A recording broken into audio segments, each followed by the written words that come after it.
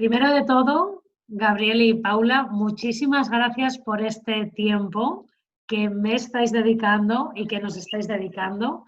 Para mí es un lujo porque, bueno, ya os habréis dado cuenta de que soy una seguidora perseguidora desde hace mucho tiempo. Me encanta vuestro trabajo.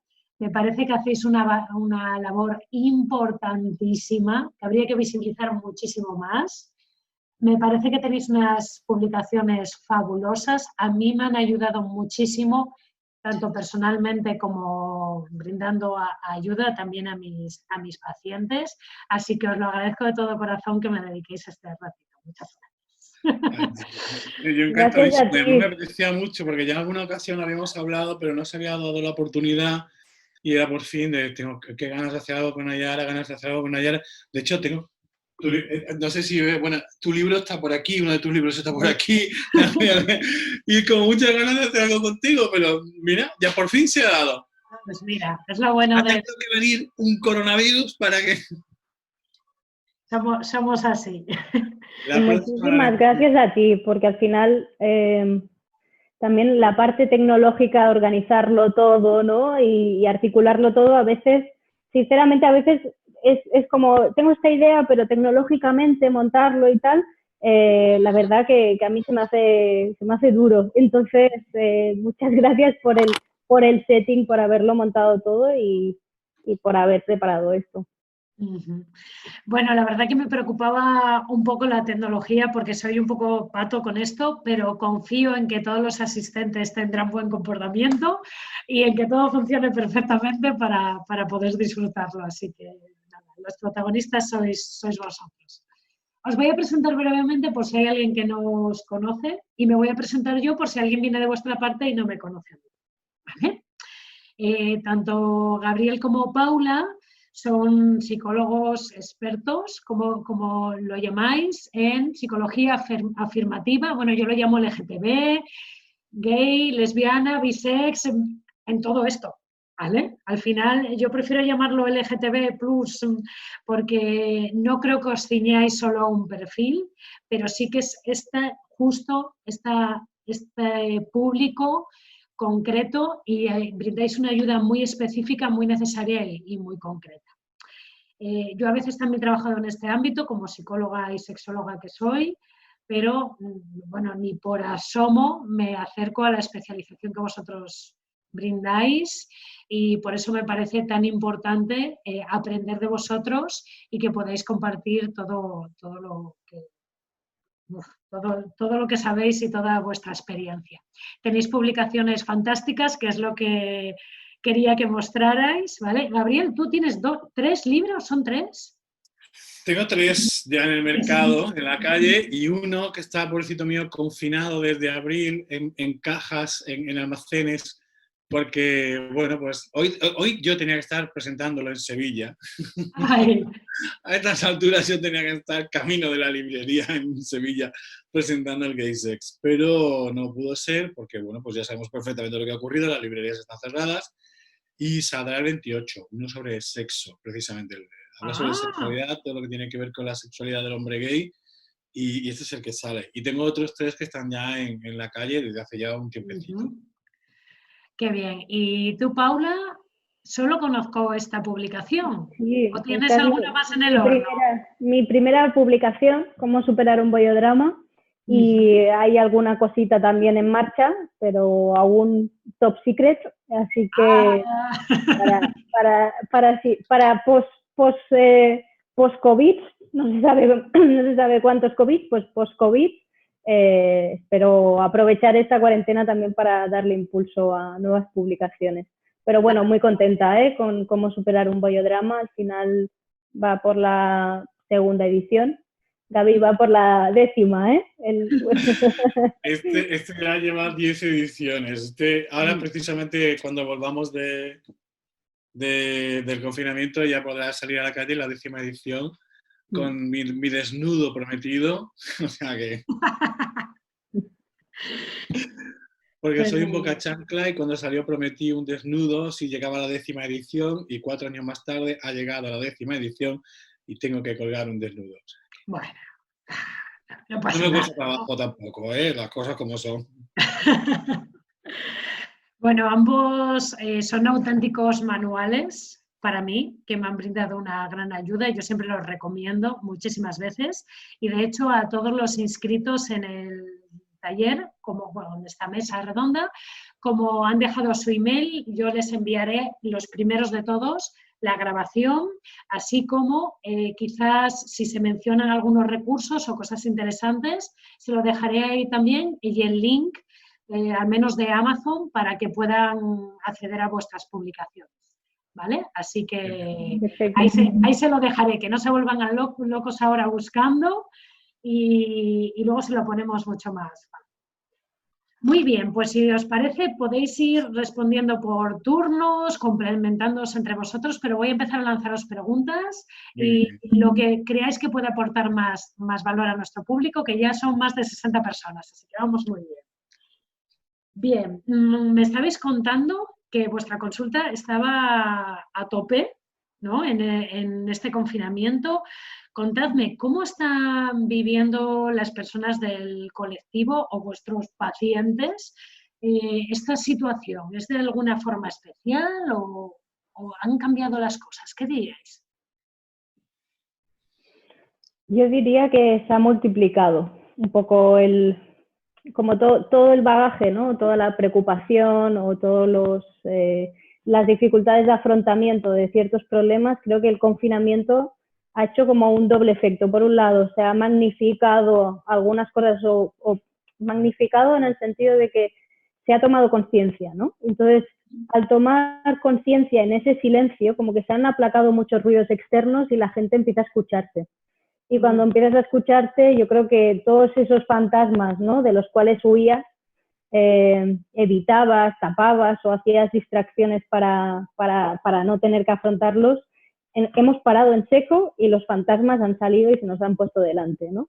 Entonces, mi sensación es como que la gente ha tenido que mirarse, ¿no? Y mirarse un poco forzada por las situaciones y, claro, cuando te miras, a veces pues se te dispara más la ansiedad, la preocupación, los miedos, pero también como oportunidad, ¿no? Como oportunidad para tomarnos tiempo, para escuchar más nuestro cuerpo, para en un momento determinado decir aquello que nos costaba decir o tomar decisiones que nos costaban.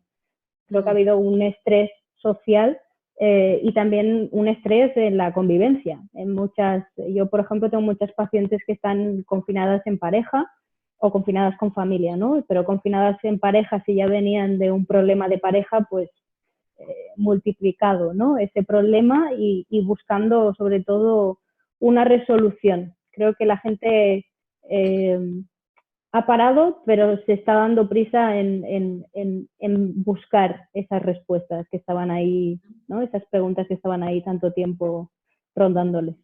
Pues qué bien. Yo, en mi caso, lo que he ido también apreciando es una evolución según los momentos de la cuarentena.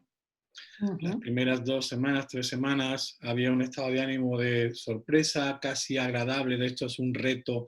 Vamos a aprovechar este tiempo para aprender y conocernos y no sé cuántos, y adquirir no sé cuántas habilidades, e intentar mantener una cierta normalidad. Posteriormente, ya a partir de la 3.ª semana aproximadamente, empezaron a acusarse más los problemas emocionales, sobre todo relacionados con la ansiedad y con la depresión. Y ha habido una bajada, una sensación de valle, de venirme abajo y que en personas que además tenían ya dificultad con estos aspectos se ha visto especialmente más acusada, ¿no? Una de las características que encuentras mucho dentro del trabajo de la psicología afirmativa LGBT en general, aunque yo me dedico solamente a hombres gays, ¿no? Otra población con la que he trabajado, ¿no? Es cuando has sido víctima de acoso homofóbico, acoso LGTB-fóbico, sobre todo en la infancia y adolescencia, y según la intensidad que haya tenido, es fácil encontrar que en la etapa adulta pues, desarrolles problemas de tipo emocional, como pueden ser problemas con la ansiedad o problemas de tendencia a deprimirse. Esto que ya era una tendencia que venía o que habíamos tenido episodios anteriores en algún momento del ciclo vital, ahora, a raíz de la cuarentena, el confinamiento, el aislamiento, no tener el recurso social para poder gestionar esto, se ha agudizado. Y han aparecido brotes de problemáticas que a lo mejor pensabas que estaban olvidadas o que no tenían tanta intensidad y ahora están apareciendo de forma muy intensa precisamente, ¿no? Ujú. Como ya empezamos a ver la luz al final del túnel y estamos empezando a estar esperanzados y ya podemos salir un poco a la calle, y el que no hace deporte ahora está haciendo deporte, pero así puede salir un poco y que le dé el aire. Ya estamos en ese, subiéndonos en la esperanza de que esto puede que se arregle y hay una mejoría en el estado de ánimo. Ujú. Pero ya te digo, que sobre todo lo que más hemos visto es eso, mucha ansiedad, mucha depresión, porque bueno, la situación era realmente muy anómala y al fin y al cabo también es humano reaccionar de esta manera, ¿no?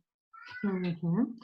Fíjate, creo en este momento, porque los dos habéis mencionado la ansiedad y la depresión, me gustaría que parásemos un segundo para aclarar el por qué el colectivo tiene más tendencia, todos tenemos tendencia, ¿no? Y todos, nadie se va a librar de esto en algún momento de su vida, probablemente, pero por qué las personas LGTB tienen más tendencia a ansiedad y depresión. Ya has mencionado algo, Gabriel, con el hecho de, no sé qué está pasando con la pantalla, pero bueno, termino mi pregunta, luego lo miro. Yo tampoco sé muy bien qué ha pasado. No pasa nada. Ahora ya está. Alguien Ahí nos ha... está. No pasa nada. Alguien que ha subido. La técnica es fantástica.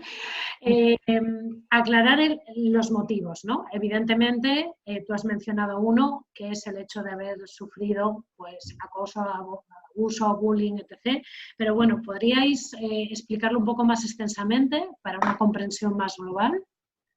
En realidad es sencillamente eso, es decir, una de las características que se observaba desde siempre, y con esto hubo cierto debate cuando se despatologizó la homosexualidad, sobre el hecho de que personas homosexuales, LGBT en general, transexuales también, etc., pues hablamos de una época en la que todo iba metido en lo gay, en el concepto gay, ¿no?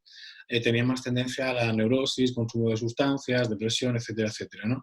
Y lo que se demostró de forma muy clara, y existe muchísima evidencia al respecto que se puede consultar, es que el efecto del acoso, de haber sido sometidos a vejaciones, insultos, agresiones, rechazos, etcétera, etcétera, de forma sistemática a lo largo de toda su vida, evidentemente provoca eso en cualquier persona. Es decir, nosotros, por haber crecido en un entorno homofóbico, hemos sido víctimas desde muy pequeños del acoso y las agresiones de los demás. Y desarrollamos un cuadro que es exactamente estrés postraumático. Hemos vivido situaciones muy traumáticas desde muy pequeños y eso desencadena estrés postraumático. Y el estrés postraumático se caracteriza por estrés, por ansiedad y por depresión. O sea, no es nada anómalo, es decir, coño, coges un colectivo que lo estás machacando vivo desde que tiene 4 años, ¿qué esperas? ¿Que vaya por la vida feliz y contento? No, evidentemente. Uh-huh. Entiendo que cualquier situación de crisis o de vamos a parar a mirarnos, como explicaba antes Paula, pues lo que hace es la posibilidad de agudizar eso, ¿no? Paula, ¿tú también lo percibes así o afirmarías igual que Gabriel en el colectivo de lesbianas? Sí, absolutamente igual. Al final, esa sensación de ansiedad, ¿no? Es esa interpretación, ¿no? del peligro, ¿no? Que puede haber alrededor tuyo, es algo que se impregna, ¿no? En la población de nuestro colectivo. Por lo tanto, es como una sensibilidad ante cualquier situación de peligro y todos esos mecanismos de protección. Por ejemplo, en el colectivo de lesbianas se ve mucho hermetismo, es decir, un control muy fuerte de la información que se da, de los vínculos que se crean, porque hay esa idea, ¿no? De que tenemos que protegernos porque los demás nos pueden dañar. Entonces, esa idea tan básica de los demás nos pueden dañar lo que genera es un aislamiento, ¿no? No solo social, sino emocional, y ese aislamiento emocional también repercute. Al final estamos sumando una situación de confinamiento y de distanciamiento social a una previa situación en la cual muchas personas del colectivo ya tenían ese aislamiento y ya se generaba esa distancia social porque no se podían mostrar tal y como eran.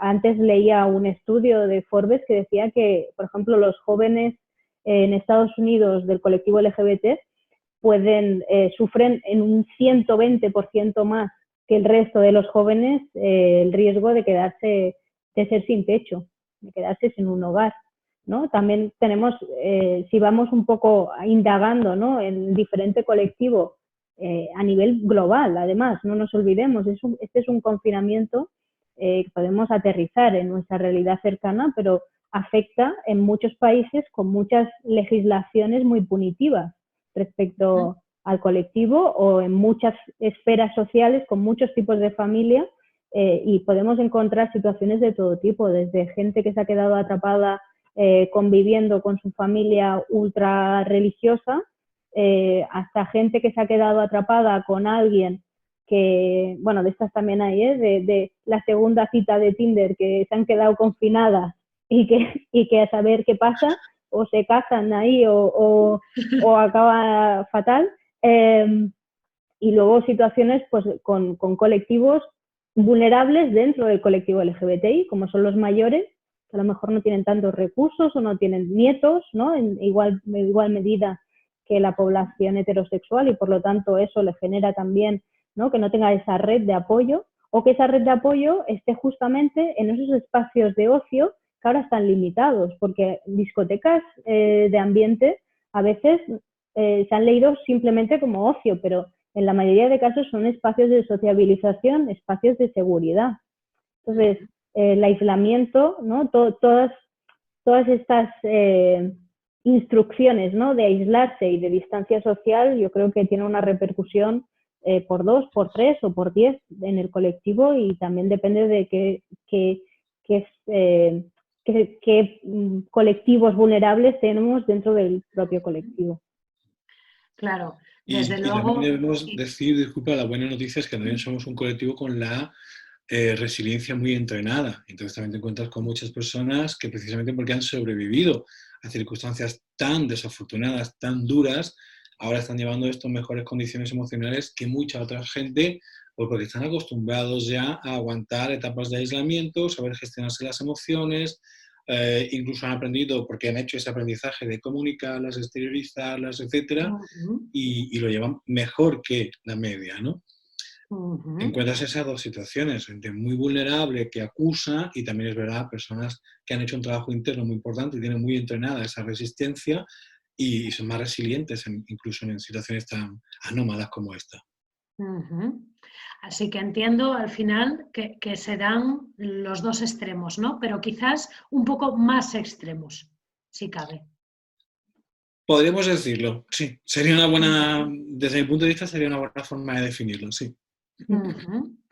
Fijaros, estaba leyendo un reportaje el otro día, creo que era en Público.es, de un chico gay confinado con su familia, homófoba totalmente, y hablaban de un doble confinamiento, ¿no? El confinamiento dentro del confinamiento.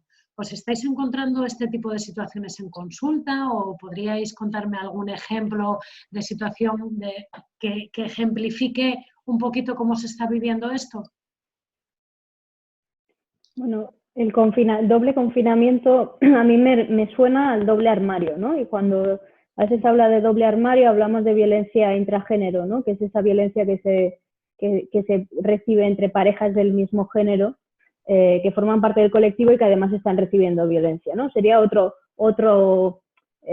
forma, ¿no? De articular la idea del doble confinamiento. Para mí lo que me ha llegado más es un poco como esas búsquedas, ¿no? De espacios online a veces son los que hacen un poco de amortiguador de la sensación que se tiene en convivencia. Porque la sensación que se tiene en convivencia cuando no has salido del armario o cuando te castigan por haber salido o cuando es un tabú y aunque hayas salido no te permiten hablarlo o sigue siendo tratado como un secreto o como algo sistemáticamente inferior, ¿no? A la heterosexualidad y por lo tanto algo de lo cual, ¿no? Como los monos de WhatsApp, no escucho, no veo, no hablo, es tema tabú. La sensación que se genera ahí es de falta de autenticidad. Y cuando alguien siente esa falta de autenticidad con los seres cercanos, al final la idea que se traslada es me quieren con la condición de que por lo menos haga ver que soy heterosexual o haga ver que no existe mi vida afectiva y no existe mi vida sexual. Entonces al final es como ese amor condicionado. y ese amor condicionado lo que vuelve a repercutir es en la autoestima y como colectivo, ¿no? Ya sabemos que tenemos esa autoestima más dañada, por lo tanto, claro, evidentemente este doble confinamiento no solo genera dificultad en la creación de vínculos, en cómo compartimos información, que compartir información desde la autenticidad, desde la vulnerabilidad es básico, ¿no? Para reforzar esos vínculos emocionales, sino también como una limitación de la intimidad, es decir, de esos espacios personales y propios donde esa persona podía pues salir o podía estar en casa sin gente, hablando con su novia, con su novio o ligando, o todo eso ha quedado interferido, ¿no? Por esa presencia que les recuerda constantemente que no acaban de poder ser lo que son. Yo personalmente, entre los pacientes que tengo en estos momentos en proceso, no me he encontrado esa situación, pero porque son todos adultos y la mayoría tienen ya su vida organizada. Entonces, bueno, están viviendo el confinamiento en el aislamiento de su casa, pero no en esa convivencia. Alguno hay que está con los padres y está tomando esta situación como una motivación más, un acicate para salir del armario con ellos y poder precisamente tener esa relación naturalizada, auténtica, con su familia, ¿no? Esta vez yo ahora estoy viviendo con mis padres, no puedo hablar con naturalidad, siento que hay una barrera comunicativa con mi padre o con mi madre o con ambos si no he salido del armario con ninguno de ellos y no me gusta porque no siento que tenga, cuando hablamos de salir del armario hacemos muchísimo hincapié en este aspecto que acaba de señalar Paula, no lo hacemos porque tengas que salir del armario, porque si no te quitan puntos del carnet de maricón. Salimos del armario porque queremos una relación auténtica vinculada con la gente que nos rodea. Es decir, si tú no puedes hablar con naturalidad de lo que tú eres o de lo que es tu vida con la gente que tienes alrededor, es imposible que tengas una verdadera intimidad con esas personas. Si tú no tienes intimidad con las personas que te rodean, pues estarás rodeado de simples conocidos, nada más. Y vas a sentir ese aislamiento gigantesco de los demás no me conocen o me quieren a condición de que yo aparente ser o lo que sea. Entonces, cada vez que trabajamos la visibilidad lo hacemos desde esa perspectiva, es de el hecho de que tú salgas del armario va a fomentar que tengas una relación más auténtica con la gente que te rodea y que percibas esa aceptación incondicional de forma clara. Eso favorece un vínculo entre vosotros y eso es lo que queremos conseguir siempre. No visibilizar por visibilizar, que puede estar muy bien desde un punto de vista político y que es genial, pero a nivel psicoemocional tiene otra función. Y la función de que el vínculo realmente se estreche y se sienta con toda la intensidad que tiene que tener ese vínculo. Entonces lo estamos viviendo, además el enfoque está siendo así desde el principio porque tenemos que trabajarlo desde una perspectiva terapéutica, es decir, bueno, esto que nos está diciendo y qué podemos sacar de esta situación en claro y para sacarle provecho para nuestro proceso presente y futuro. Bueno, pues nos está diciendo que evidentemente no quiero continuar de esta manera y que tengo que empezar a dar los pasos necesarios para aclararlo. El confinamiento, este aversivo de mis padres saben que soy homosexual o gay, lesbiana, bi, trans, lo que sea, y me están machacando, esto no lo estoy viviendo porque, como te digo, los pacientes que tengo son adultos. Yo estoy convencido de que en población joven, adolescente principalmente, esto se tiene que estar dando. Y de hecho tengo... bueno, la Federación Estatal organizó un servicio de apoyo precisamente para cuando se den estas situaciones que puedan acudir, porque, como decía Paula, en muchos casos la red es una red externa a la familia, la red de apoyo es una red externa a la familia, aunque muchos jóvenes utilizan las redes sociales precisamente para estar con pares y sentirse apoyados por ellos, pero son ellos los que lo están acusando más precisamente por esto, porque están en un entorno que les es aversivo, que agrede, que no acepta ni su identidad ni su orientación y están actuando en contra de ellos. Te digo, yo personalmente, en los casos que estoy trabajando, a ser adultos, lo estamos enfocando desde esa otra perspectiva. Es decir, mi relación no es una relación auténtica, quiero cambiar eso. A mí me suena que esto es más de población más joven, que a lo mejor ni siquiera, que son 15, 14, 13, 16 años, y son los que tienen la situación más fastidiada. Pues qué bien que vamos a colgar este vídeo en YouTube, ya que ellos son los grandes usuarios de esta red, para que lo vean y que comprendan que hay otra perspectiva, ¿no? Sí. Y que, bueno, y que sean muy conscientes de que al final todas estas situaciones se pueden reproducir, insistirles muchísimo en la importancia de que conecten con personas que los puedan apoyar con el recurso que sea. que acudan, pero sin ningún tipo de cortapisa, a todos estos recursos, porque lo que más necesitan ahora precisamente es apoyo. Ujú. Fijaros, durante esta semana he estado hablando en mis redes sociales sobre el concepto de la homofobia interiorizada, que mucha gente desconocía este término, y yo personalmente, hasta que leí tu primer libro, Gabriel, no le había puesto nombre, ¿no? Que hay que ponerle nombre a las cosas.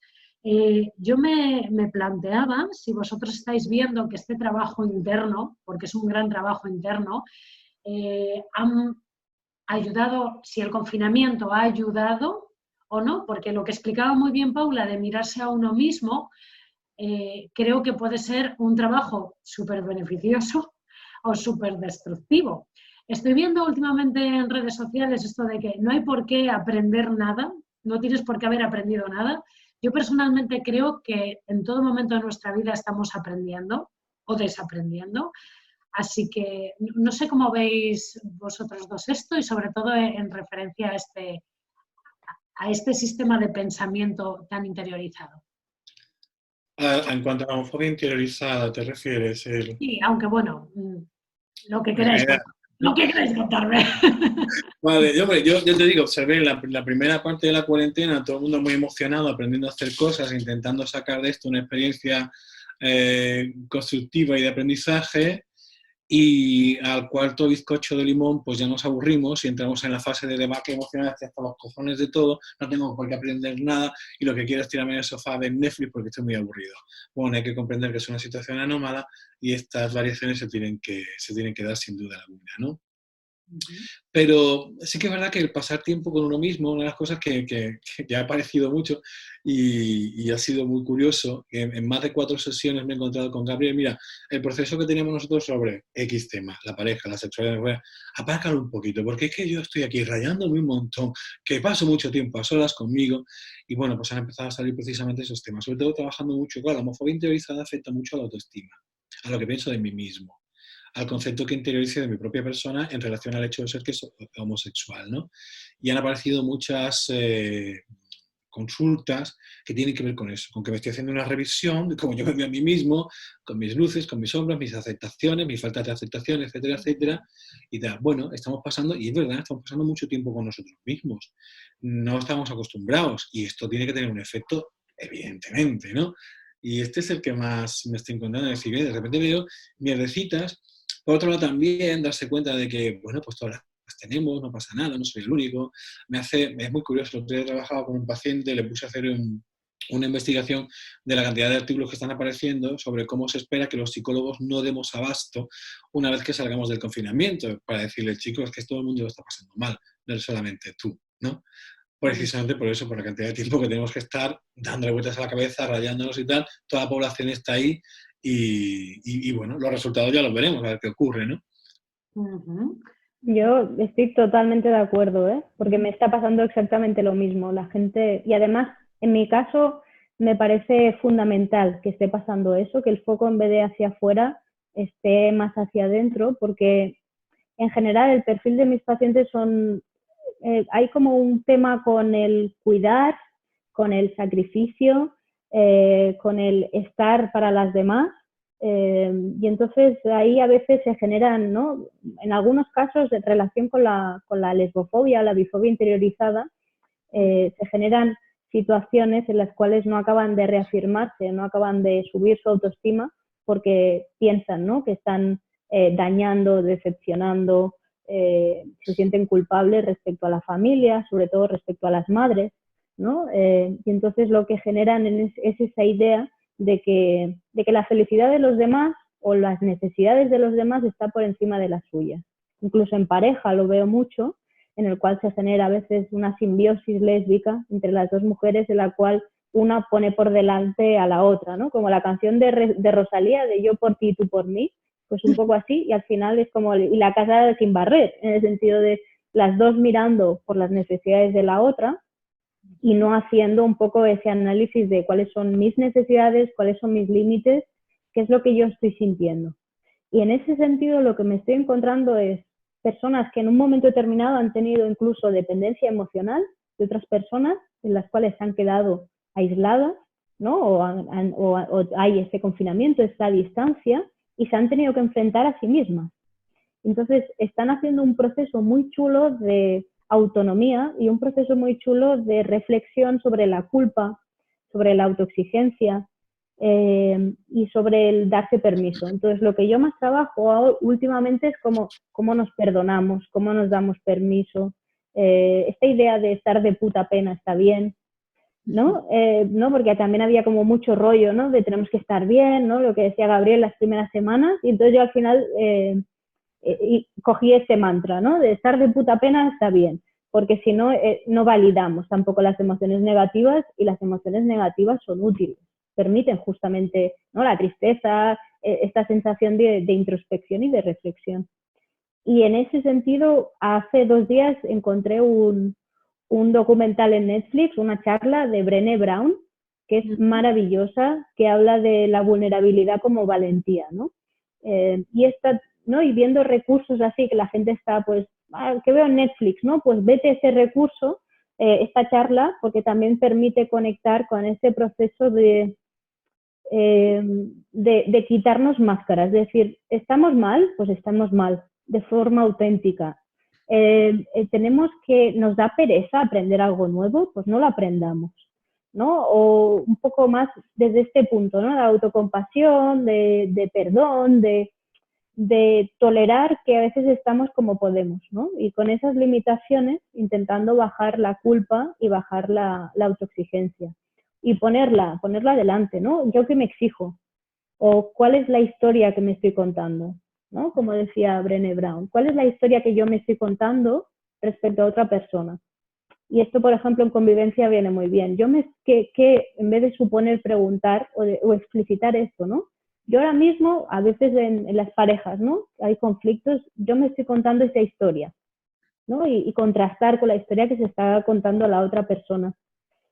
Porque a veces por el miedo a, otra vez más dejamos de ser auténticas, ¿no? Entonces cuesta tanto justamente poder ser auténtica, poder ser honesta, poder dejar ese hermetismo, ¿no? Y ser vulnerable y salir del armario y explicitar quién eres, que luego lo que no tiene sentido es que volvamos a generar este tipo de relaciones afectivas sociales en las cuales no nos permitamos sentirla, ¿no? Y decir, vale, pues estoy mal, o estoy así, o estoy así, y no pasa nada. No van por delante de las necesidades de los demás. Yo creo que sería interesante comentar qué es la homofobia interiorizada o la lesbofobia interiorizada para que comprendamos a lo que nos estamos refiriendo, ¿no?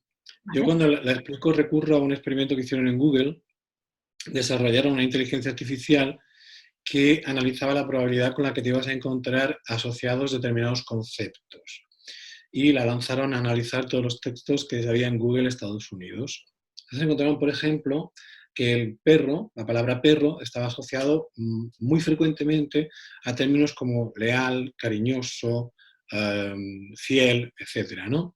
Y gato, por ejemplo, a palabras como arisco, independiente, tal cual, ¿no?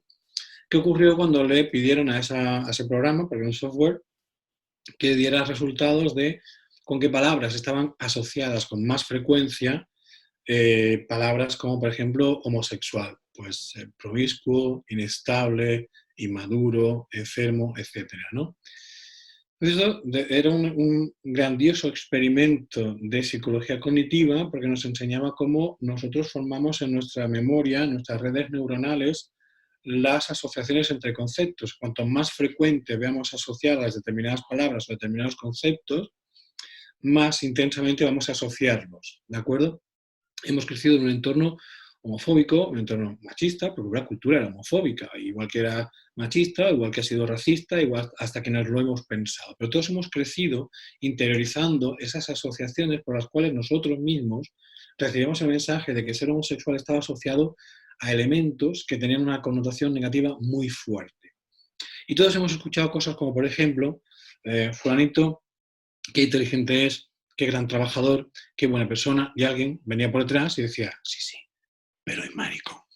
Y en ese pero es maricón o pero es tortillera, con esos términos además, lo que estaba diciendo es, da igual lo buena persona que sea, da igual lo inteligente, lo único que importa es que tiene una condición sexual que ya la convierte en alguien de quien nosotros nos podemos reír. ¿de acuerdo? A quien vamos a humillar, porque sí, por esa característica. Cuando tú creces en un entorno que está diciendo que el resto de cosas de tu personalidad no importa, que lo único que importa es que eres homosexual y que eso además se asocia a un montón de ideas profundamente negativas, es normal que tu autoestima esté deteriorada. ¿Cómo vas a tener un buen concepto de ti misma? ¿Cómo vas a pensar bien? ¿Cómo vas a estimarte si tú has interiorizado que lo que eres te coloca en las burlas de los demás y hace que los demás te asocien a aspectos tremendamente negativos? ¿Qué ocurre? Que intentamos sobrecompensar la mayoría de las veces. ¿Cómo? Desarrollando unas personalidades entregadas a los demás, la mejor persona o el más inteligente, el más esforzado, y nos exigimos un extra para compensar algo que creíamos ver como un defecto, porque nos enseñaron a verlo como un defecto. Cuando hablamos de homofobia interiorizada, estamos hablando de alguien que por haber interiorizado la homofobia de su cultura, cosa que ocurre por haber crecido en una cultura homofóbica, hemos interiorizado el hecho de que a los demás les tenemos que compensar por ese fallo, ese supuesto fallo con el que nosotros hemos crecido. Y de ahí se establecen todas estas dinámicas que al final son una gran carga. Y lo primero es descubrir que por el hecho de ser homosexual no hay nada malo en ti. Y no solo eso, sino que no tienes que compensar ni ser la mejor persona del mundo mundial para merecer que te quieran. Te tienen que querer como eres, y al que le guste bien y al que no le guste, aquello, señor, en la puerta, márchese. Pero es donde vamos entendiendo por qué todas estas obligaciones, y lo que dice Paula es súper interesante, es decir, me tengo que dar permiso a estar de puta pena y no estar todos los días radiante y alegre y feliz y contento, porque no tengo que estar aparentando ser una persona 10, porque soy una persona normal y corriente, y si los demás tienen defectos y malos días, pues yo también. Joder. Qué bueno. Vale, fijaros que precisamente de lo que quería hablar hoy con vosotros era de este tema que has explicado perfectamente bien, de las experiencias que estáis viviendo en consulta, de cómo está yendo el crecimiento personal del colectivo y me habéis contado un montón de cosas los dos. Así que no sé si os gustaría aportar algo más, algún consejo, cierre final, aportación, lo que queráis antes de pasar a ruegos y preguntas. Yo, como soy de dejarme hacer, yo soy muy fácil, ¿no? Podemos entrar a preguntas o lo que queráis. ¿Y tú, Paula? Sí, pasamos a preguntas y un poco, y luego si no hacemos un cierre un poco en función de lo que la gente que nos esté escuchando, ¿no? Y tengan dudas o si quieren indagar o que indaguemos en algo más. Vale, bueno, pues entonces vamos a hacer un cambio de tercio. El chat me imagino que vosotros también lo podéis Yo lo ver. estoy viendo, sí. Sí, si os parece bien, voy a ir leyendo y quien quiera ir dejando su aportación, sugerencia, duda, debate, pues voy leyendo yo en alto para todos, si os parece bien. Yo me encargo. Antes Natalie había dejado ahí un pequeño texto, le dije que se esperara y no lo leí, así que voy a leerlo ahora, ¿vale? Como mamá de adolescentes dentro de un pueblo pequeño, tengo la consulta de cómo podemos apoyar como padres a nuestros hijos a naturalizar la identidad sexual de sus compañeros, debido a que hay una delgada línea entre prestar mucha atención a su compañero con la intención de apoyar para que no se sientan alejados, lo que también genera cierta discriminación, y sentir cierta curiosidad que también genera discriminación. ¿Hemos entendido bien la pregunta? Vale, que no por precisamente tanto apoyar al final generemos un problema, ¿no? Exacto. ¿Qué le responderíais a Natalie? Yo lo que pienso es que naturalidad, o sea, espontaneidad y naturalidad. Si a sus hijos adolescentes o a tus hijos adolescentes, Natalie, le caen bien esas personas, que se acerquen, pero no desde otra vez la sobrecompensación, porque justamente es lo que comentaba Gabriel, ¿no? Es como en realidad también es extraño, ¿no? Porque en realidad es como poner en el eje de esa persona su orientación o su identidad, y justamente por ese eje, no si es, a lo mejor es una persona que no tiene nada que ver con tus hijos y que no tiene por qué llevarse bien, ¿no? Y que el hecho de que se esfuercen en llevarse bien también es como artificial. Entonces, al final, de lo que se trata esto es de que dejemos la artificialidad a un lado, de que todo el mundo seamos un poquito más honestos y más auténticos, ¿no? Entonces, en esa línea es como, para mí lo esencial sería que la orientación o que la identidad no sea una barrera para conocer la persona. Pero si conoces a esa persona y no le cae bien porque tus hijos son más del hockey y esa persona es más de baloncesto, me lo invento, y no hay intereses comunes, pues ya está. Que no, mientras la orientación o la identidad no sea una barrera para conocer a esas personas o no sea una barrera o justamente un disparador de juzgar y de machacar y de insultar y de discriminar justamente para reforzar su propia masculinidad o para reforzar justamente el encajar, ¿no? Que a veces al final los niños machacan a otros niños diferentes para querer pertenecer, ¿no? Estamos hablando de pertenecer, al final es algo que todo el mundo necesita. Por lo tanto, desde ahí, desde el no... Esto no es un límite para conocerte, si te conozco y me caes bien, jugaremos juntos, y si no, pues no. Qué bien. ¿Alguna aportación, Gabriel? Es que estoy completamente de acuerdo. Yo creo que precisamente conseguirle relevancia. A veces, hace tiempo leía un artículo que tenemos la tendencia cuando vemos a una persona de otro color de piel, de hola, y tenía una actitud muy simple y de si fuera el mismo color de piel que tú, igual diría, ¿qué pasa? No tendrías. Incluso la propia persona que está recibiendo ese saludo forzado se da cuenta y dice, me saludas y ¿por qué soy negro? Naturalicemos. Es difícil, ¿eh? No es fácil, y más con niños que los cerebros son inmaduros, con lo cual, bueno, pues seguramente alguna cagadita todos tendremos. Pero bueno, intentemos eso, naturalizar y convertir en algo irrelevante. Aunque te digo la verdad, una de las cosas que estamos viendo, gracias a la visibilidad, es que precisamente los niños y niñas cada vez prestan menos atención a este tipo de cosas y pueden ver que fulano tiene 2 mamás y que la mamá de no sé quién pues lleva un velo y no sé cuántas cosas, y empiezan a naturalizarlo porque forma parte de su paisaje mental, empiezan a darle importancia. Y te puedes encontrar con esa situación, ¿no? Que fulano me cae mal. Dice, ¿por qué? ¿Por qué es homosexual? Dice, no, porque es imbécil. O sea, no tiene nada que ver. Mamá, es que me cae mal porque me cae mal. Ya está. Pues bueno, pues chicos, mientras sea porque tenéis una serie de discrepancias y no en base a su identidad o su orientación, pues tampoco tienes que ser amigo de todo el mundo. Claro, es que creo que ellos lo viven mucho más natural que los adultos, y de hecho lo que veo muchas veces trabajando con padres y madres es que los preocupados son los padres y las madres, no los niños. Absolutamente.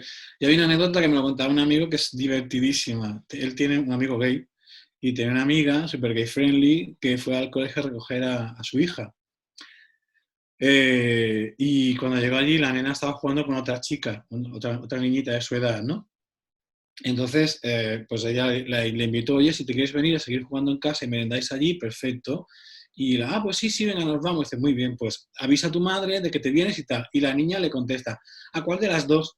Entonces, ella de repente tuvo una especie como de, no sé de qué coño me está hablando esta niña con las 2 o las 3, ¿esto qué es? Y en el tiempo que tardaba ella en reaccionar, su propia hija agarra a la otra niña del brazo y dice, déjala, es una madre, no se entera de nada. Claro, mi madre, que es una madre, que no se entera, no se cosca de que tú puedes tener más de una mamá, ya está, mira, pero vente, las madres ya sabemos que no se enteran. Y ese concepto de nosotros tenemos las cosas mucho más claras porque lo hemos visto de forma natural, y es verdad, porque para nosotros, los adultos, que empezamos a ver estos cambios allá por a partir de los 2000, pues empezamos a descubrirlo con sorpresa, era distinto de lo anterior. Y nos resulta chocante en el sentido que no era lo que estamos habituados. Una criatura que desde el primer momento de su vida está viendo que Judith tiene 2 mamás y viene a 2 mamás a dejarla en la guardería, pues me parece lo más normal del mundo. Hay niñas que tienen 2 mamás o niños que tienen 2 papás o lo que sea, ¿no? Y lo ven y bueno, pues además te dicen, qué sorpresa, ¿no? ¿Y qué? O sea, de lo que no entiendo yo es porque a ti te llama la atención esto, que eres tonto o qué te pasa. Son muy graciosos los niños. ¿Cuánto tenemos que aprender de ellos? Sí. Hoy sí. Vale, venga, vamos a continuar. Elda nos pregunta si se puede realmente reconstruir la autoestima siendo ya adultos. Venga, que no quiero dar la respuesta yo, aunque me están entrando las ganas. Venga, va, da la respuesta, da la respuesta. No, que las frutas sois vosotros, venga. Pues sí, se puede reconstruir la autoestima. Yo tengo un amigo que es muy gracioso cuando ve respuesta de esta, dice, ¿respuesta corta? Sí. ¿Respuesta larga? Léete el Quítate mucho maricón. Moisés, bueno, Paula lo conoce también. Claro, por supuestísimo. Para eso estamos aquí, para ayudaros a reconstruir autoestimas y a quitaros estigmas. Es así. Esa sería como la definición más clara de nuestra función. En ese sentido. Ahora, el cómo, es un poco, y cuando explico esto siempre digo, mira, esto es técnicamente muy sencillo, pero es muy laborioso. Es como si hay un terremoto y se caen todos los libros de una biblioteca, como la Biblioteca Nacional, que imagínate que haya 1 millón de volúmenes, ¿no? Y tú te tienes que encargar de colocar cada libro en su estantería. ¿Es difícil? No, porque cada libro tiene aquí en el lomito una etiqueta que te dice en qué estantería, en qué pasillo, al lado de cuál. Es muy fácil, pero pon 1 millón de libros en su sitio, que te vas a cagar la de tiempo que te vas a tirar, ¿no? Entonces, bueno, pues un poco así. Técnicamente no es muy complicado, pero va a ser muy laborioso, porque son muchos detalles que tienes que trabajar. Me ha gustado mucho la metáfora, qué buena. Toda tuya. Vale, venga, vamos a ver qué nos dice Karina Alejandra. ¿Cómo podemos seguir trabajando en la homofobia interiorizada? Porque un poco en función de la charla pienso en los permisos que no nos damos, las autoexigencias y las cosas que hacemos en eso de vivir para otros, otras. Ser aceptadas y con la pandemia creo que se hacen más pesadas. Llega un punto que lo inconscientemente o naturalizado lo fuimos viendo con la pandemia. Vale, me he perdido un poco al ser la pregunta larga. Vale, básicamente, ¿cómo podemos seguir en este momento? Yo intento resumir, o lo que creo que necesita ella, ¿qué podemos hacer para trabajarnos en este momento la homofobia interiorizada? Me imagino que le gustaría recibir algún tip o alguna cosa de estas como la estantería de la Biblioteca Nacional.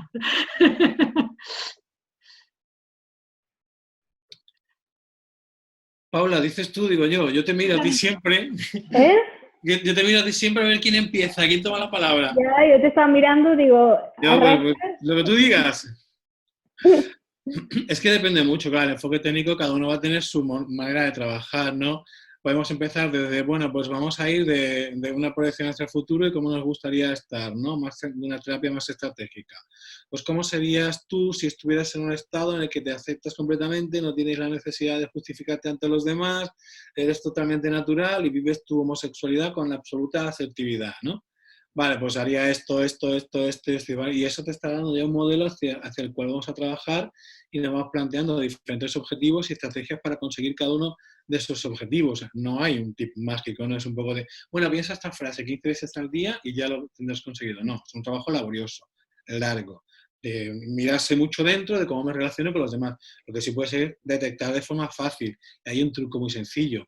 Si fueras heterosexual, ¿esto lo harías de forma diferente? ¿Cómo harías esto si fueras heterosexual? Vale, tú si fueras heterosexual llegarías el lunes por la mañana a tu oficina y dirías que has estado con tu señora en la playa. Sí, pues tenemos que conseguir que tú llegues el lunes por la mañana a la oficina y llegues contando que has estado con tu señora en la playa, ¿vale?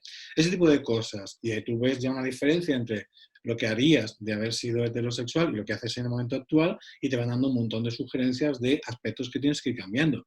Pero ahora, luego, la técnica de cada uno de esos aspectos es un trabajazo en consulta importante. Y también yo añadiría que además, ¿no?, de esa visualización y esa, bueno, es ir, ¿no?, como articular, ¿no?, qué pasitos hay que dar y ir dándolos. También hay como todo el tema de cómo nos hablamos, ¿no?, a nosotras mismas, cómo nos juzgamos, cómo nos machacamos, ¿no?, y por lo tanto explicitar a veces cuáles son esos pensamientos, como de qué manera te estás tratando tú, ¿no?, y cómo justamente eso será lo que proyectarás fuera, ¿no? A veces nos hablamos de una forma que justamente es de donde nacen esos miedos y esos miedos lo que hacemos es proyectarlo fuera, la gente nos haga de espejo, ¿no? Así interpretando que lo que nos están devolviendo las otras personas es justamente lo que más tememos. Por lo tanto, ahí hay una parte también como de sistematización de esos pensamientos más automáticos, de esos errores de pensamiento, de esas suposiciones, y justamente intentar, como lo más así, ¿no? Un tip así rápido sería sí, a lo mejor el decirte cosas cada día hasta que entrenes justamente el hábito de decirte ciertas cosas. Y esas ciertas cosas puede ser un me quiero, me cuido, me respeto, ¿no? Un código o un mantra en el cual te vayas dando un código a ti misma que compense el machaque, ¿no? Y bueno, al final el machaque es así y lo bueno que te dices es así, pero intentar que eso vaya cambiando. Qué bueno. Vale, venga, vamos a continuar. Estefanía nos dice, hola, gracias a los tres. Respecto al hermetismo que comentaba Paula, ¿alguna clave para ir abriéndose? A mí me pasa, pero estoy trabajando un poquito para conocerme más y expresar más mis emociones. Antes era una experta en cambiar sutilmente temas de conversación para que no me preguntasen nada personal, jaja. Pero ahora ya estoy casi preparada para ser más abierta. ¿Alguna idea, consejo en base a vuestra experiencia? Qué bueno esto. Yo ahora aquí recomendaría, o sea, la clave es información. La gente a veces no se da cuenta de que las otras personas no es que no pregunten porque no tienen un interés, es que no preguntan porque no saben qué preguntar y les es incómodo. Por lo tanto, si tú no estás facilitando información sobre ti, aunque sea una tontería, aunque sea una anécdota, aunque sea algo muy superficial, si no facilitas esa información, la gente no sabe por dónde tirar, no sabe qué preguntar. Entonces, muchas mujeres lesbianas se convierten en expertas en preguntar, pero no en proporcionar información, justamente porque es evitar estar en el foco de atención. Entonces, hay una parte como decir, ¿qué elementos podemos explicar de nosotras mismas? A veces el relato de quién somos nos parece tan poco interesante que ya no lo contamos. Ya no contamos aquella anécdota que contaría a lo mejor una mujer heterosexual con más facilidad, porque piensas que es poco interesante, porque hay esa idea a través, ¿no?, de ese proceso de sumisión comunicativa de hay un área de mi vida que está censurada y que no nos damos cuenta va fagocitando el resto de las áreas de nuestra vida, ¿no? Lo que comentaba antes Gabriel, ¿no? Hay información que si fueras hetero darías y ahora ya no das. Y eso genera un entrenamiento en esa sumisión, ¿no?, en esa falta de autoestima, en esa sumisión comunicativa y en ese hermetismo. Al final es me estoy protegiendo, pero también se convierte en una falta de habilidad en no ofrezco información, y si no ofrezco información no genero vínculos. Y eso es una rueda, porque genera más aislamiento y genera más dificultad de sociabilizar. Me encanta esto que dices, Paula, porque Estefanía sigue y dice, por cierto, esta cuarentena he aprovechado para salir del armario con mi padre. Lo llevaba bien, pero le agobia el qué dirán, aunque prioriza que mi vida es mi vida. ¿Hay alguna lectura, algo que me pueda ayudar a llevarlo mejor? A veces tiene unas películas en la cabeza, algo interesante para que vea, lea. Fíjate, creo que ella le ha respondido, aunque tiene que empezar por su propio comportamiento y ella misma, ¿no? Aunque no sé si podrías dejarle algún consejo más. Pero ella, por lo que leo, se refiere a algo para el padre. Sí, claro, pero como comentaba Paula, que precisamente por ser nosotras herméticas no les damos la oportunidad a los otros de aprender y de conectar, sí. Creo que ese puede ser un buen comienzo, ¿no? Aunque ella aunque Estefanía pide más, sí, pide más. Hay una cosa que ocurre con mucha frecuencia, que te encuentras cuando sales del armario, es que los padres te dicen, bueno, ten cuidado, no quiero que te hagan daño, ¿no? Y tenemos que aprender a leer que para nuestros padres que han sido educados en una cultura mucho más homófoba que ya la nuestra, el ser homosexual suponía ser blanco de todas las agresiones, insultos, vejaciones que te puedes imaginar, y ellos, evidentemente, si te quieren, no desean que atravieses por esas circunstancias, con lo cual lo primero que te van a decir, hijo mío, ten cuidado que no quiero que te hagan daño. Y te lo van a decir de una forma con un intento real de protegerte, de que tú te evites. Y una lectura, más que una lectura, un documental que recomiendo muchísimo para ver en familia es un documental titulado El celuloide oculto, que es maravilloso y que explica cómo se presentó la homosexualidad a lo largo de toda la historia del cine. Es muy interesante porque parte del hecho de que en los años 20, cuando surge el cine, la homosexualidad se manifiesta de una forma bastante naturalizada y de hecho era posible ver hasta romances entre cowboys, una cosa como muy espectacular. Pero a partir de los años 50, cuando eso se convierte en una industria de masas, los gobiernos empiezan a controlarlas y surge el código Hays, que determina qué cosas sí y qué cosas no se pueden mostrar en pantalla. La homosexualidad no se podía mostrar en pantalla, a excepción de 3 condiciones. Una, era el personaje malo de la película, como por ejemplo Rebeca. El ama de llaves obsesionada con la difunta era lesbiana, era la mala. O otros muchos malos de las películas. 2, el personaje del que todo el mundo se reía, porque era la mariquita graciosa y todos nos reíamos de esta persona. Y en tercer lugar, el personaje que acababa de forma dramática porque su vida tenía que terminar de forma dramática. Yo recuerdo que estaba... había una película, El rumor, protagonizada por Audrey Hepburn. Ay, ¿quién era la otra actriz? Shirley MacLaine, donde se rumoreaba que 2 profesoras de un colegio estaban liadas entre ellas y se montó un escándalo horroroso, ¿no? El personaje de Audrey termina confesando, pero además confesando, al de Shirley que bueno, algo de verdad viene ese rumor porque ella sí estaba enamorada, ¿no? Y que ella había contaminado todo esto y que la culpa era suya, que no sé cuántos y tal y cual, ¿no? El personaje Shirley se va a dar una vuelta para que me dé fresco porque yo ya no computo tantas cosas y cuando vuelve el personaje de Audrey se ha suicidado, se ha ahorcado, ¿no? Y en ese documental Shirley comenta y dice, si esto lo hacemos hoy día, tendríamos miles de personas manifestándose en la puerta del estudio diciendo ¿qué coño estáis mostrando? ¿Por qué cojones un romance entre 2 mujeres tiene que terminar indefectiblemente de forma trágica? Y ella decía, y tenían razón, pero entonces no nos dábamos cuenta. Entonces ese relato acerca de la homosexualidad, que el cine, las producciones teatrales, literatura, etcétera, ha ido dejando a nuestra cultura, es muy importante porque en el fondo lo que han hecho es tomar elementos que había en la cultura con los que los espectadores se identificaban y por eso comprendían que las cosas terminasen de esa manera. Y es maravilloso para verlo en familia, porque además hay aspectos deliciosos. Hay algunas escenas de Ben-Hur graciosísimas donde contaban Charlton Heston, nos lo dijeron que su personaje había tenido un romance con otro porque era tan machista y tan homófobo que él nunca hubiera ese papel. Dice, pero no se lo dijimos, el otro estaba haciendo en plan de te miro con ojo de corderito degollado, la escena es grandiosa y el troleo épico a Charlton Heston queda para los anales de la historia del cine. Ese documental, verlo en familia, es maravilloso para reflexionar de cómo eran las cosas y cómo ya han cambiado. Papá, tranquilízate, no me va a pasar esto a mí, porque hemos conseguido que el mundo sea diferente en la actualidad. Pero servirá también para que el padre saque para afuera todas sus preocupaciones y sus miedos. Y a lo mejor lo que va a expresar finalmente dice, pues nena, es que tengo miedo que te hagan eso a ti. Y dice, bueno, papá, algún hijo de puta me encontraré en la vida, igual que tú te lo puedes encontrar, pero no necesariamente tengo que sufrir ese signo tan desastroso que tú tanto temes, ¿no?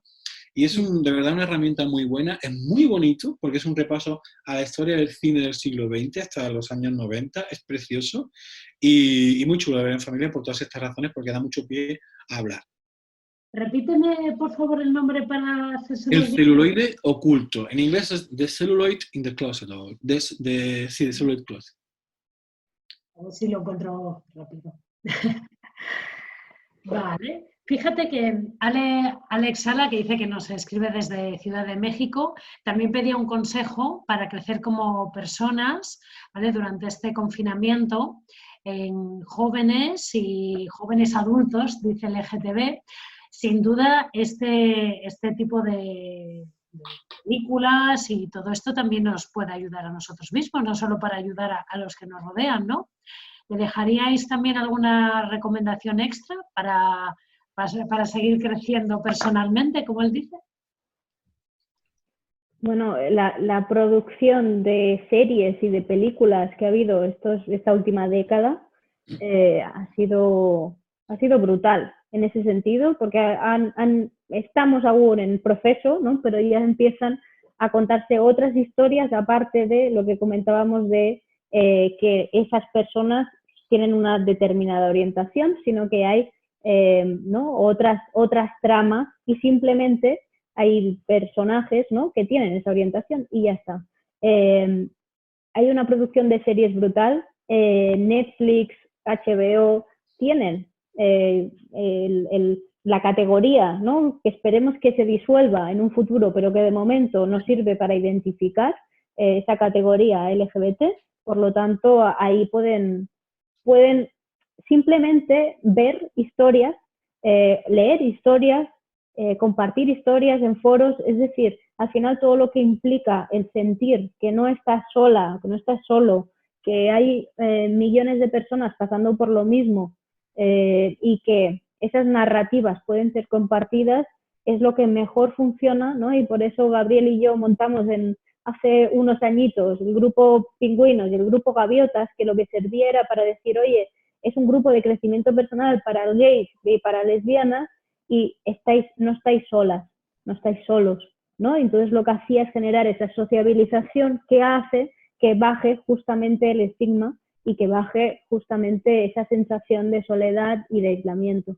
Por lo tanto, todo lo que sea audiovisual, todo el mundo literario, ¿no? Que generan esos referentes, está muy bien porque lo que están haciendo es contrastar con una hiperinfoxicación que tenemos de referentes heterosexuales. Y por lo tanto sirve para encontrar ahí un poquito de pertenencia en ese sentido. ¿Seguís trabajando con esos grupos, por cierto? No. Me parecía que no, pero... No, ya no, porque llegó un momento en que no damos abasto. 4 o 5 años, ¿no? Estuvimos un buen puñado de años y era muy chulo. Una vez hicimos una reunión conjunta y fue de lo más divertido que me he podido echar a cara. Hicimos una comparativa de diferentes aspectos entre gays y lesbianas y pasaron cosas muy divertidas y muy curiosas, porque muchos Tenemos que haberlo grabado, porque roleplay por respeto teatralizado, ¿no? Pero... de situaciones pintorescas y entre gays, lesbianas y además lo representábamos entre todos, así que... Sí, súper chulo. Decíamos, por ejemplo, venga, dos ligando, ¿no? Pues y pues el grupo de chicos organizaba una especie de teatrillo de cómo ligan dos maricones en la discoteca.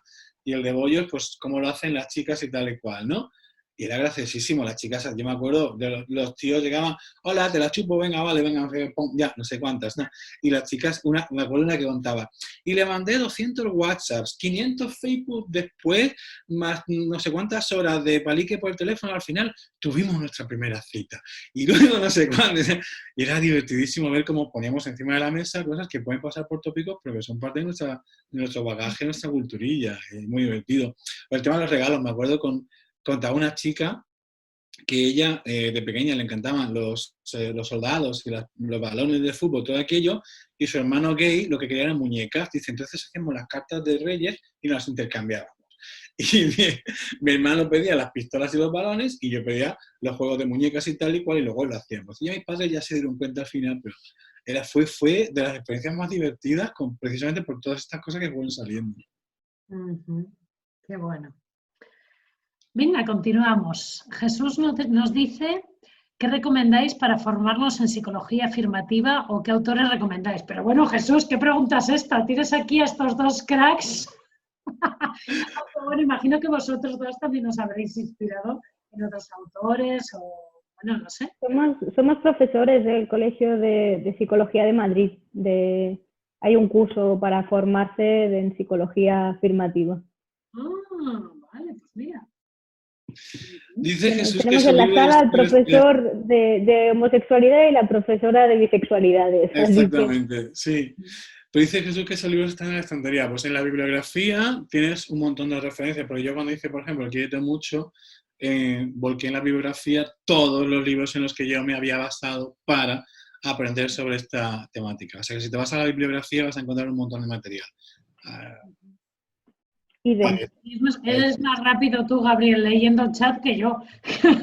Y luego me preguntan aquí, los libros se pueden conseguir en Amazon, se pueden conseguir todos. México, de hecho, me hacían una pregunta, que ya te contesto, Alex.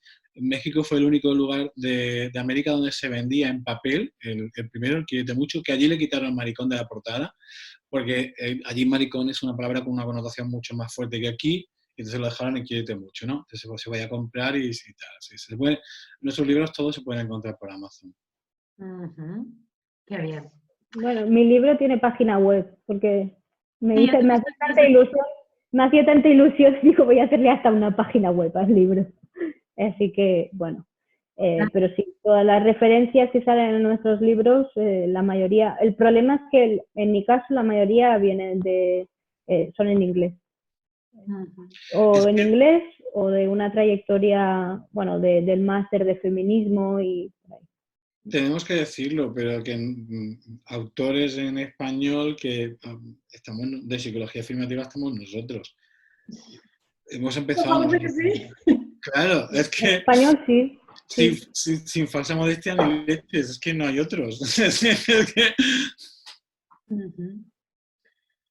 Vale, venga, vamos a una más. Hay muchas preguntas, así que si os parece, como ya llevamos hora y cuarto, vamos a ir viendo, yo creo que la última, y luego dejamos las referencias para que os contacten o para que os sigan y así puedan solventar todas las dudas, ¿vale? Pero esta que deja Franco me parece muy interesante porque es una duda muy habitual y además es una duda también muy de cero, ¿no? O de fuera del colectivo.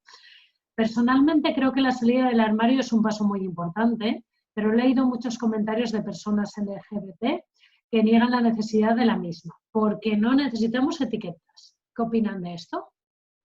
Yo creo que dentro de personas LGBT que renieguen de las etiquetas están adscritas a una corriente muy concreta como puede ser la teoría queer que desmonta todos los etiquetados, pero es una corriente dentro, no representa en absoluto la totalidad de las personas LGBT. Partimos de una cuestión importante. Uno, las etiquetas son informativas. Nos preocupan ciertas etiquetas porque pueden tener malas consecuencias para nosotros. Yo puedo decir que soy gaditano, alguien puede decir que es vegano y otro puede decir que es musulmán. ¿Y? Soy vegano, pues no me vas a poner nada de comer de carne, de procedencia animal. Ya. Soy musulmán, pues a lo mejor pues no como cerdo, no tomo alcohol y tengo una serie de prácticas religiosas al cabo del día. Y soy gaditano, pues ya entiendes mi acento o lo que sea. Las etiquetas son parte de lo que somos. Luego, es muy difícil poder desarrollarnos, eso que decimos de realizarnos como personas, si yo no sé qué clase de personas soy. Eso de soy un ser humano es una cosa muy abstracta. Eso hay que concretarlo, hay que aterrizarlo. ¿Soy una persona? Sí, pero no una persona cualquiera. Soy una persona que en mi caso concreto soy un señor que se enamora de otros señores y que le gusta tener sexo con otros señores. Eso se llama homosexual, o maricón, o gay, o como lo queramos llamar. Me da igual. Para yo poder realizarme como esa persona concreta que yo soy, tengo que tener muy clara esa etiqueta. Las etiquetas solo nos preocupan cuando puede tener una carga, un problema, puede suponer un problema para nosotros. Y el problema, por tanto, no es la etiqueta, sino la gente que convierte esa etiqueta en un problema. Pero por realización personal es imposible realizarte como esa persona concreta que tú eres si no hay una etiqueta de por medio. Yo creo que la categorización es como articulamos en sociedad muchísimas cosas, ¿no? Y por lo tanto, creo que a veces se pone el foco, ¿no?, en que no necesitemos etiquetas respecto a la orientación, que implicaría, ¿no?, abrir, comprender, interiorizar, ¿no?, que la heterosexualidad no es la norma. Yo creo que se parte de esa idea de vamos a cargarnos de esa heteronormatividad y cuando nos carguemos esa heteronormatividad no necesitaremos etiquetas, pero las etiquetas dentro de la gente que no utiliza etiquetas se acaban poniendo también.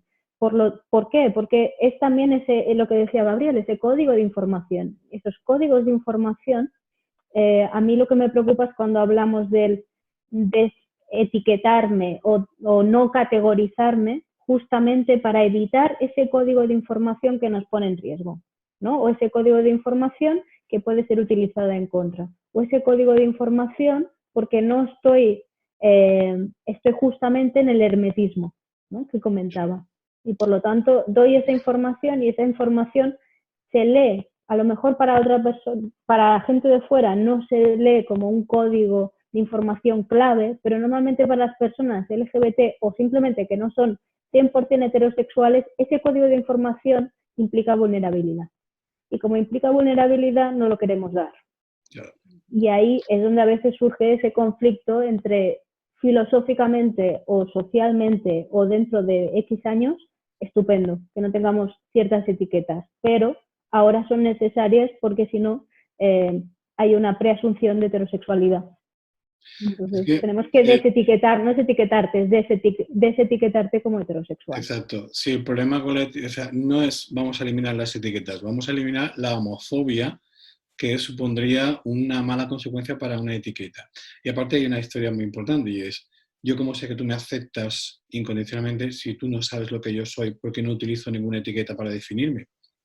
¿Dónde está tu aceptación? ¿Dónde está tu respeto? Si tú no sabes que soy diferente a ti.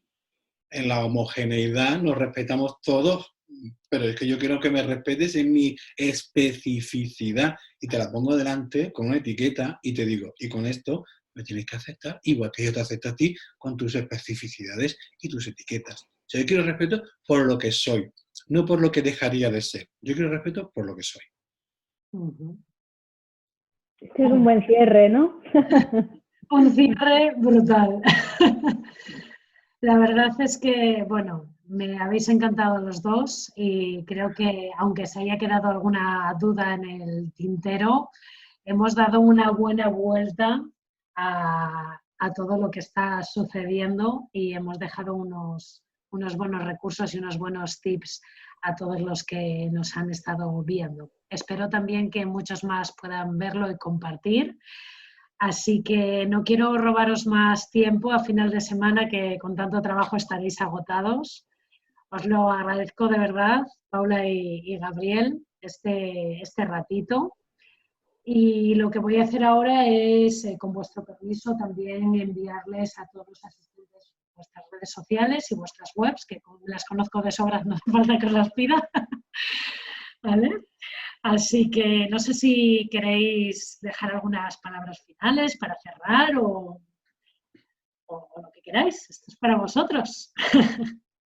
Para mí lo más importante siempre es que mostrar precisamente nuestra diversidad implica un ejercicio enorme de respeto y que el respeto cuando se demuestra realmente cuando mostramos lo diferentes que somos y que por eso es bueno mostrar esa diversidad. Sí, yo añadiría que al final es diferente porque se ha marcado socialmente, pero podríamos elegir otros elementos, marcarlos socialmente y eso sería la diferencia, ¿no? Entonces, también hay una construcción social ahí de la cual somos parte y sufridores, pero justamente no hay una lógica realmente importante, ¿no? Para haber hecho lo que se hizo, ¿no? Y lo que venimos arrastrando, por lo tanto, no compréis esa narrativa de lo diferente está mal porque es todo un artífice, ¿no? Y justamente nosotros hablamos de autenticidad y de lo vulnerable y de lo realmente honesto y auténtico. Qué chulo, Paula. Bueno, pues no sé si lo estáis leyendo, pero en el chat os están dando las gracias por todos lados. Estamos muy agradecidos nosotros. Así que yo os agradezco en palabras de H. Fortes vuestras maricodramas y vuestros bollodramas. Ha sido maravilloso, maravilloso. Gracias a los dos. Espero que el confinamiento termine por fin fantásticamente bien para vosotros, que sigáis brindando esta ayuda tan grande que dais y solo puedo mandaros un beso hasta allá y de nuevo gracias. Pues otro beso gigante para ti. Gracias enormes. Bueno, pues que vaya genial. Nos vemos. Gracias a todo el público. Gracias. Gracias. Chao.